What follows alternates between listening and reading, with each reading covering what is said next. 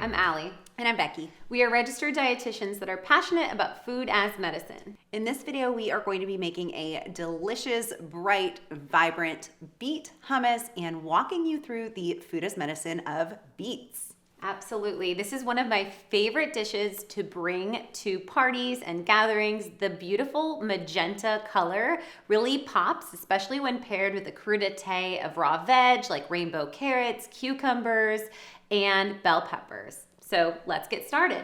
All right, so to start this recipe, we actually want to pre-roast our beets because we want to bring them down to room temperature or even slightly chilled to make the beet hummus recipe. So to get going with the roasting process, we're gonna use whole washed beets. You do not need to peel them. In fact, I even wash them just a little bit. It's okay if they're organic to have some of those soil-based minerals and probiotics on there. So I'm just gonna cut off the end of the stem here, as well as the tail. And I'm gonna cut my beet in quarters. And then I'll take each of these slices and cube them into about 1/2-inch pieces. We have the oven preheated at 375, and we've already lined our cooking sheet here with parchment paper, which makes for a lot easier cleanup. So we're getting the beets on our parchment paper, and I'm going to go ahead and drizzle them with a combination of olive and avocado oil, about a tablespoon each. This helps with the flavor profile as well as smoke point. Giving them a drizzle, and then I'm going to get my hands in there, maybe a little more. And get my hands in there and spread them out so that they're not touching. So we want them nice and glistening, coated in oil. And spread them out. And then I'm gonna hit them with a couple of generous pinches of Redmond real salt.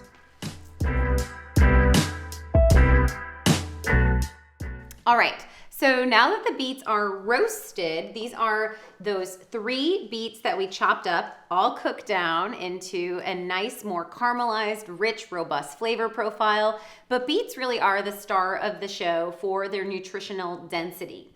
Beets provide us a myriad of antioxidants. We get anthocyanins from the purple and red pigmentation. We also get betalains, and betalains have been shown in research to prevent tumor activity in the body. We also know that betalains can contribute towards nitric oxide or vasodilation. So they're able to bring blood flow to the body, which can be favorable in conditions like erectile dysfunction as well as aging, because the more blood flow we have to the brain, the better cognitive function is, as well as cardiovascular health. All right, we're gonna go ahead and dump those beets right into our food processor. That's right. And moving on down the line, we've got garbanzo beans, which are kind of the classic known bean that's highlighted in hummus. A little elevated here, obviously, with the beets, but they're going to provide a great source of magnesium, potassium, and of course, fiber. All right, and as Becky's adding that in, I'm going to be zesting an organic lemon here. So we're gonna add the zest of an organic lemon. This is going to add a lot of bioflavonoids and antioxidants in that rind there.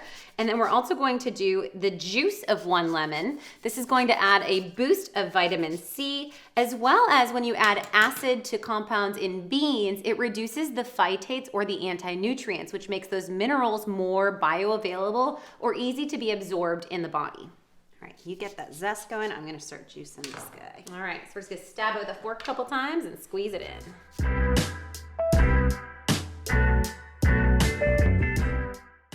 And next up, we're using a little bit of ground cumin. So this is gonna be a great source of our master antioxidant. Glutathione adds a really nice flavor profile. It's about a teaspoon of cumin. And then next up is going to be 2 large smashed garlic cloves, or I used 3 small ones for this recipe. With garlic, we want to actually smash these in advance to the recipe and allow them to work with the oxygen in our air to actually increase the sulfur-containing antioxidants in the garlic. Garlic has alicillin, which is an antioxidant that is shown in the sulfur-containing family. This upregulates the detoxification process, and also we know that garlic has a lot of immune supporting properties. All right, and then next up, I'm going to add in a couple of tablespoons of tahini. So tahini is a paste that's made just from ground sesame seeds, so there should be no other additives. And sesame is actually a really good source of minerals like calcium. Going in. All right, that's gonna create that creamy and maybe a little bit of bitter to offset the acidity in the lemon. And then we're going to add in a teaspoon of Redmond real salt, so a mineral forward sea salt that we're gonna add in here. Salt really works like the chemical bridge of flavors. And if you've watched our Naturally Nourished for the Whole Family video, you've learned about this concept of fat, acid, salt, and sweet. And so in this recipe, we're getting the fats from the olive oil that we'll be emulsifying in, as well as the tahini nut butter. We're getting the acid from the lemon juice. We're getting the salt from the Redmond real salt. And although we don't have sweet per se, you're gonna get that a little bit coming from the beets themselves as a root vegetable. All right, and I'm adding just a couple of grinds to start of black pepper, and you can really adjust the seasoning as you go here. I'm gonna blend all of that together before we add in our last ingredients here of the olive oil and the water potentially to kind of thin things out, because if we add the olive oil slowly, it helps to create a nice velvety, pillowy texture.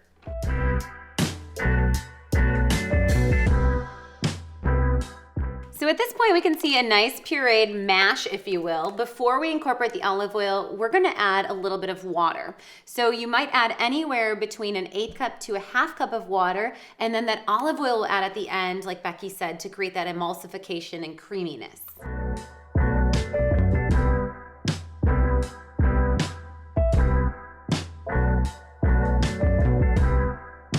Get that again, so we're getting a little bit closer to that smooth texture, but I can still see some chunks of beets. So I'm gonna kind of scrape down the sides so that everybody gets combined in here. I think I'll add a little bit more water, and then we'll start with our olive oil.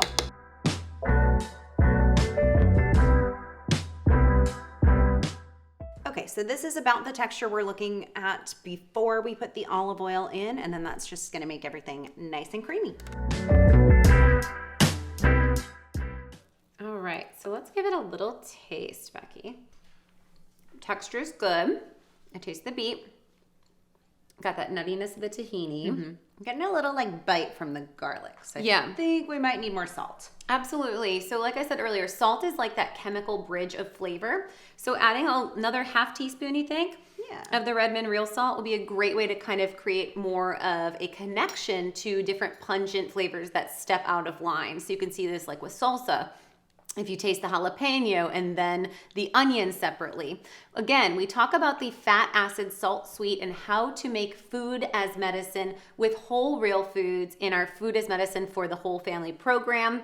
As watchers of our Naturally Nourished YouTube channel, you guys get a special discount. So check out in our description below the discount code to save 50% off our program, which guides you from fertility all the way through the life cycle of gentle aging and beyond. We talk about baby-led weaning, we talk about cognitive decline, we talk about stress, immune health, and so much more. So if you're just getting started with your Food as Medicine journey, Naturally Nourished Food as Medicine for the Whole Family is a great program to be a foundation for the entire household.